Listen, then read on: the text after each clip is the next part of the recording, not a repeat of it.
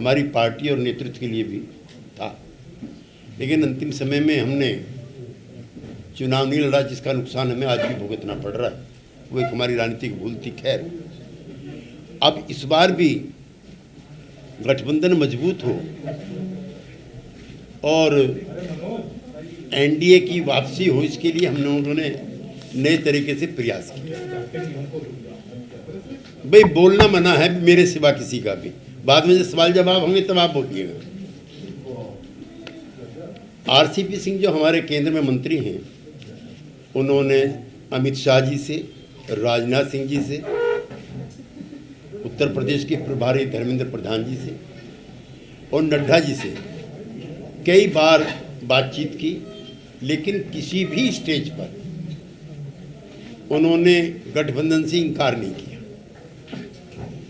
अब से 3 दिन पहले जब उन्होंने उत्तर प्रदेश के पदाधिकारियों की सूची जारी की, तो उन्होंने ये भी कह दिया कि निषाद पार्टी और अपना दल हमारे सहयोगी हैं। संकेत स्पष्ट है कि जनता दल ही उसका हिस्सा नहीं। तो इस घटनाक्रमों से नाराज न होकर के बल्कि निराश होकर के हम लोगों ने अलग से चुनाव लड़ने का फैसला किया। हमारी पार्टी कोई आज की तारीख में बड़ी पार्टी नहीं है, लेकिन बिहार में हमने कई कीर्तिमान कायम किए। आज जो उत्तर प्रदेश में मंत्रिमंडल छोड़ करके जा रहे हैं और सरकार पे आरोप इल्जाम लगाते हैं कि इसमें जो वीकर सेक्शंस के लोग हैं उसकी अनदेखी हुई है, तो बिहार में न्याय के साथ विकास परंपरा जारी है। वहाँ के मुख्यमंत्री पिछड़े वर्ग के हैं और 2 उप मुख्यमंत्री अति पिछड़े वर्ग के हैं, जिसमें एक महिला भी है। तो जो बिहार मॉडल ऑफ गवर्नेंस है, हम चाहते हैं कि उत्तर प्रदेश में भी ऐसी व्यवस्थाएं स्थापित हो, जहां समाज के सभी तबकों को लगे कि 75 साल की आज़ादी के बाद जो उपेक्षित और वंचित हैं, जो deprived section of the society हैं, उनकी भी राजकाज में हिस्सेदारी है। लिहाजा न्याय के साथ विकास, बिहार मॉडल की तर्ज पर उन नारों को लेकर के हम चुनाव लड़ेंगे। हमारे पास सीमित साधन है, तो उत्तर प्रदेश पार्टी के अध्यक्ष अनूप पटेल जी और उनके साथियों ने एक सूची तैयार की है, जिसको लेकर के हम दिल्ली रवाना होंगे।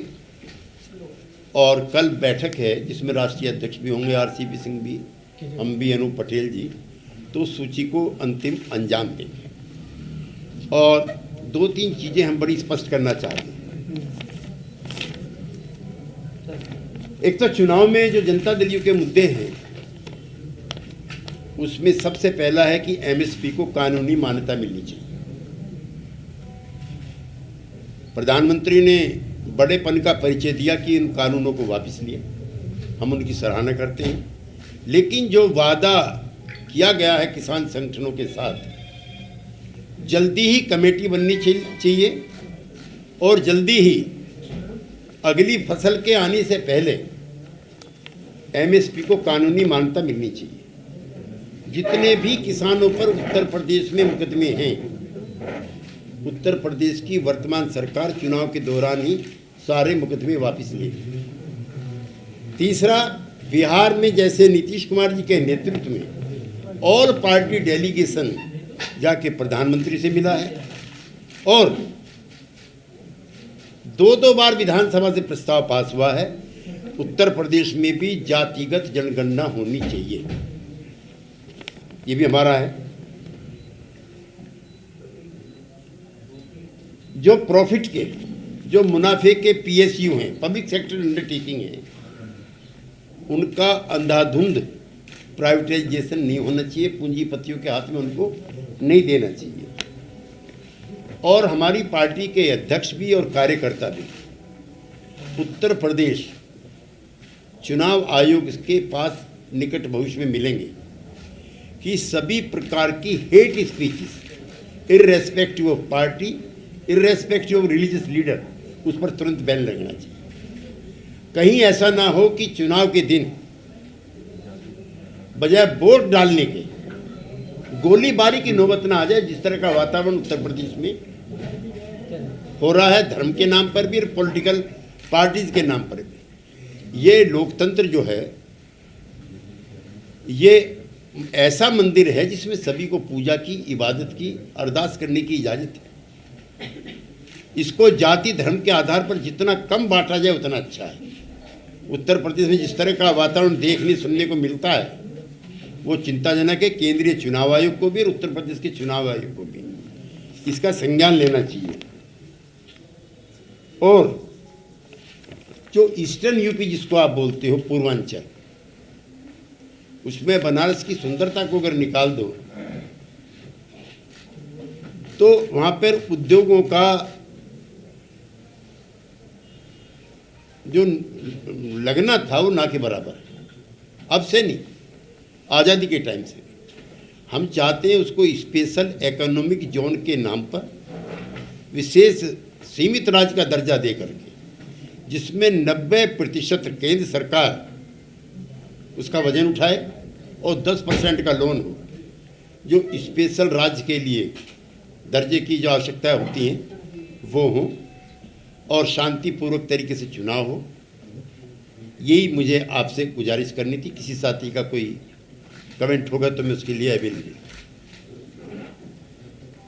यहाँ की जो आपकी निराशा है, क्या इसका असर बिहार में पड़ने की कुछ संभावना थी? नहीं, इससे पहले भी हम यहाँ चुनाव लड़ चुके हैं अलग से।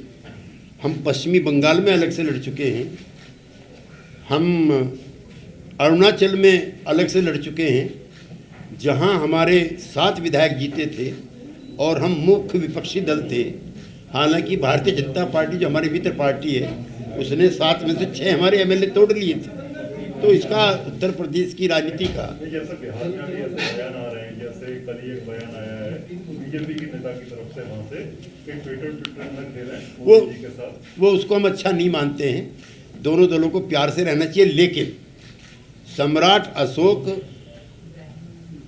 भारत की पुरातन जो संस्कृति है उसका सबसे बड़ा गौरव है। अशोका द ग्रेट, हिंदुस्तान की जो सीमा है, जिसका राष्ट्रीय स्वयंसेवक संघ भी, जनसंघ भी और भारतीय जनता पार्टी अभिमान करते हैं, इतनी बड़ी सीमा हिंदुस्तान की कभी नहीं थी जितनी अशोक के टाइम पे थी। उसकी तुलना औरंगजेब से करने वाले व्यक्तियों के समूह के खिलाफ कार्रवाई होनी चाहिए। और दया प्रकाश सिन्हा का जो पद्मश्री है वो वापस होना चाहिए, इसमें कोई दो राय नहीं। आप लोगों ने तय कर लिया कि चुनाव अकेले लड़ेंगे, तो क्या आप लोगों ने तय कर लिया कि चुनाव उत्तर प्रदेश में अकेले लड़ेंगे? जी। क्या गोरखपुर और जयपुर से भी उम्मीदवार उतारेंगे मुख्यमंत्री और उप मुख्यमंत्री के खिलाफ? बहुत देर हो गई क्या? नहीं, देर नहीं हुई, अभी तो नामांकन, मतलब कि 5 साल इसको पूरा पहले मैं उनके सवाल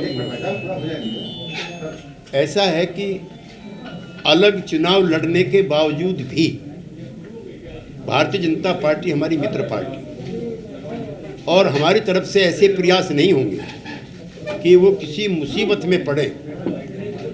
लेकिन ये ध्यान भारतीय जनता पार्टी को भी हमारे लिए रखना चाहिए।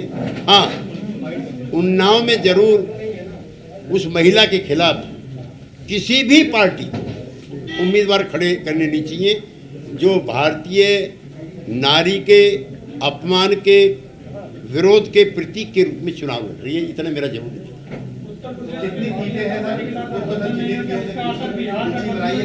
नहीं, आपसे पहले मैं इस सवाल का जवाब दे चुका हूँ। हम यह चुनाव पहले भी लड़ चुके हैं। हम झारखंड में भी लड़ चुके हैं बीजेपी से अलग, हम अरुणाचल में भी लड़ चुके हैं, दिल्ली में हम साथ लड़े हैं।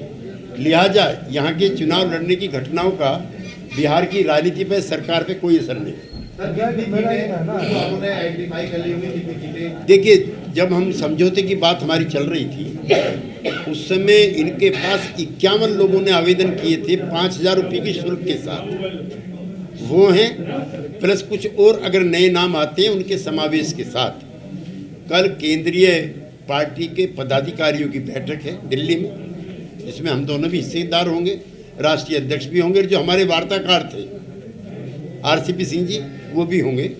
तो कितने उम्मीदवार लड़ेंगे ये हम कल तय करेंगे। जी, हम ये कह रहे थे कि 5 साल मौका इनको नहीं मिला लड़ने के लिए, समय कम है।